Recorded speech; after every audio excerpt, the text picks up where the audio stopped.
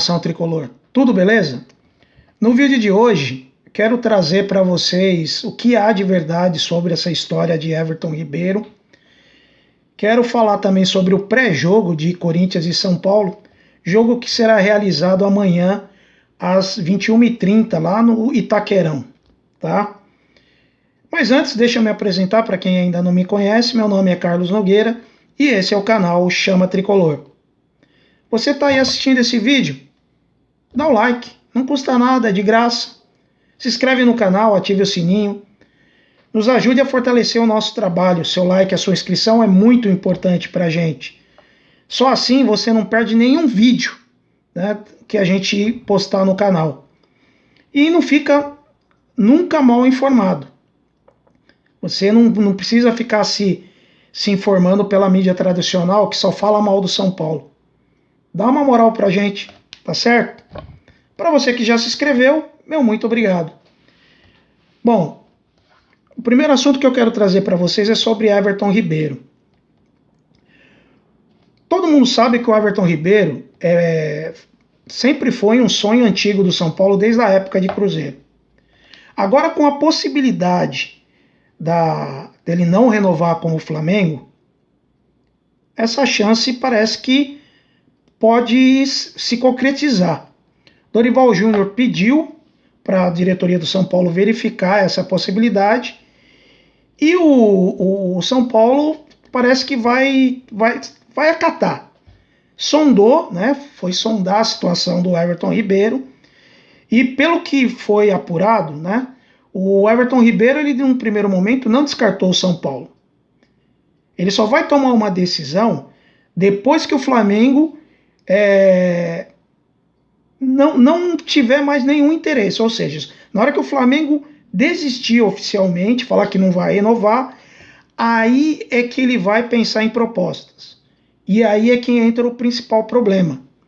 Porque ele vai ouvir as propostas não só do São Paulo, mas de todos os clubes interessados.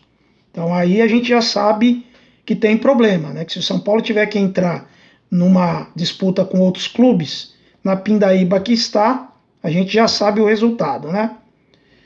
Mas isso só vai acontecer depois que a janela fechar. Que o Flamengo só vai sentar para resolver alguma coisa com ele depois que a janela fechar. Tá? Que o Flamengo está esperando o seguinte: bom, se eu conseguir fechar, contratar alguém do mesmo nível do Everton Ribeiro, a gente libera. Se não, a gente mantém ele por mais uma temporada. Esse é o raciocínio do Flamengo. Então, vamos ter que esperar todo esse imbróglio aí resolver, tá certo? Eu, particularmente, gostaria muito de ver o Everton Ribeiro com a camisa do São Paulo. Mas, pelas circunstâncias que hoje cercam o nosso clube, né, principalmente em questão de grana, a gente sabe que não vai ser fácil. Tá? Mas, vai que, né? Deixa aí nos comentários o que vocês acham. Bom, e falando do jogo de amanhã, que para mim é guerra, tá?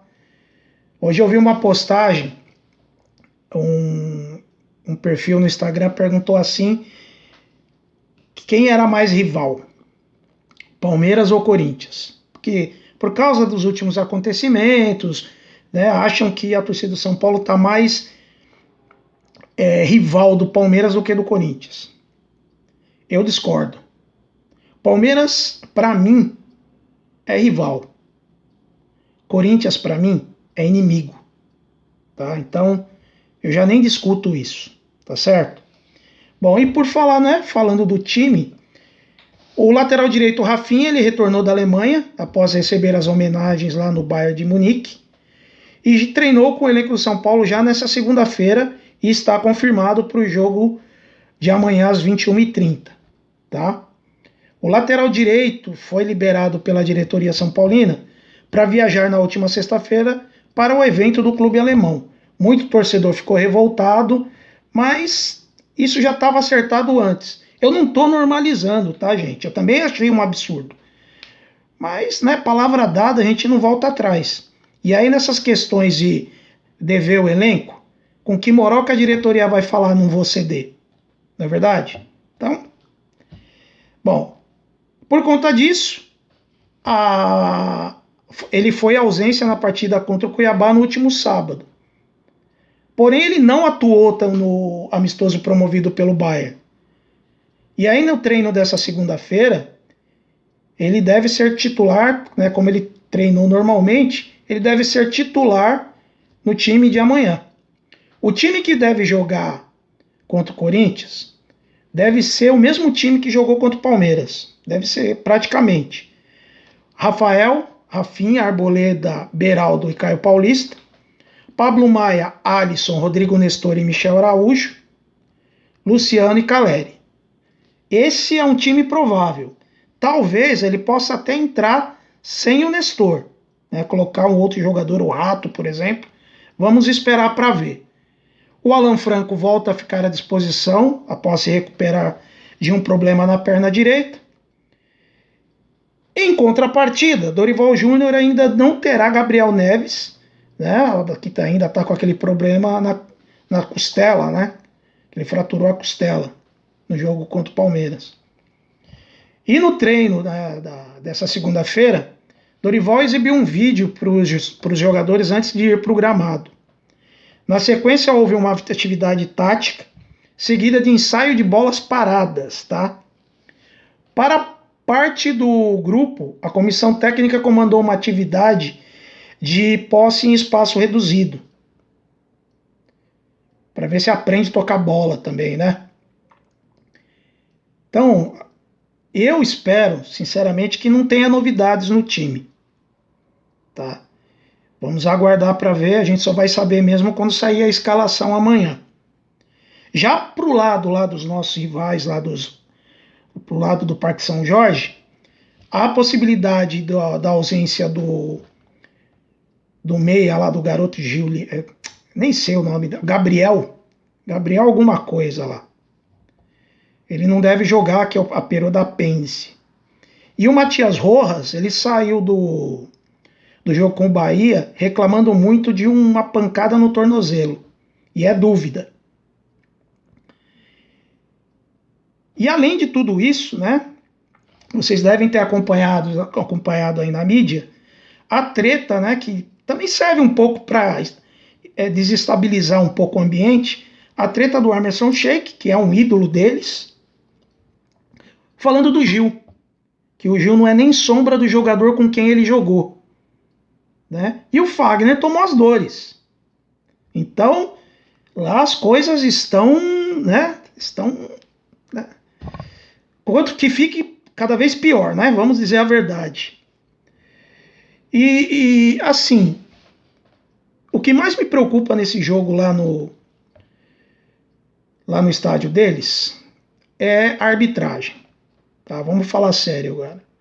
A arbitragem me preocupa muito. Desde que a CBF definiu o Wilton Pereira Sampaio para apitar esse jogo, eu já fiquei preocupado. Tá? Apesar desse juiz ter representado o Brasil na última Copa do Mundo, ele coleciona uma polêmica nesse clássico. No jogo entre Corinthians e São Paulo, no ano passado, válido pelo Brasileirão, e também realizado no estádio corintiano, o Wilton revoltou, né, a todos nós ao não assinalar um pênalti. Né?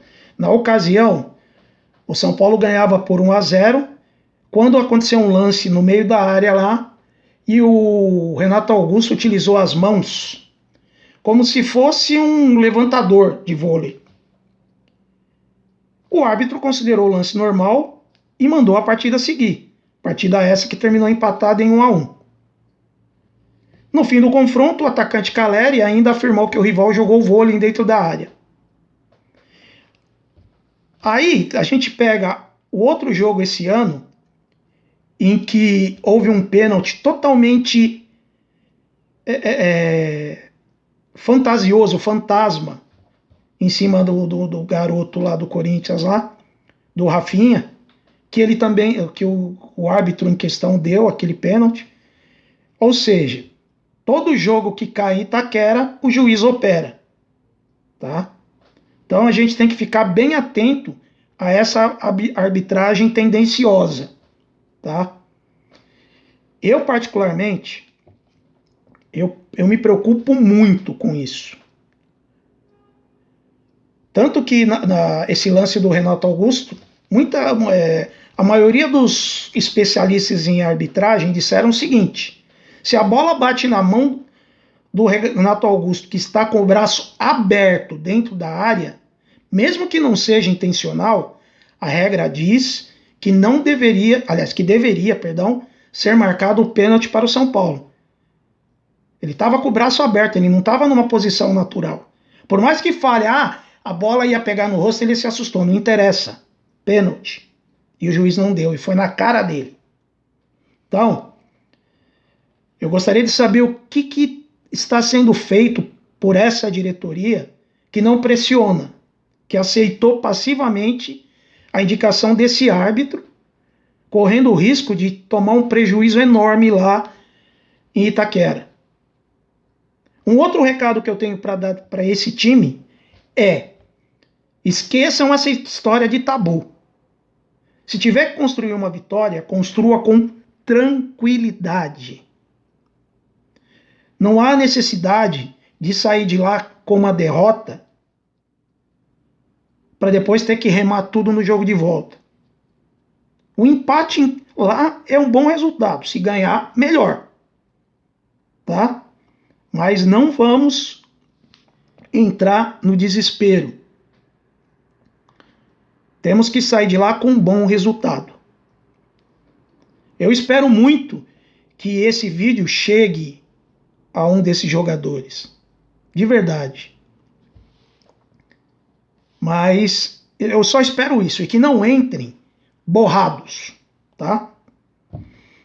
Clássico se ganha nos detalhes. É a bola dividida, é a encarada, é a intimidação, ou não se deixar intimidar. Clássico se ganha assim, nem sempre se ganha na técnica. Só espero que vocês tenham aprendido isso e que a eliminação do Palmeiras não tenha subido a cabeça de vocês, tá? Só espero isso, que não tenha subido a cabeça de vocês, tá certo?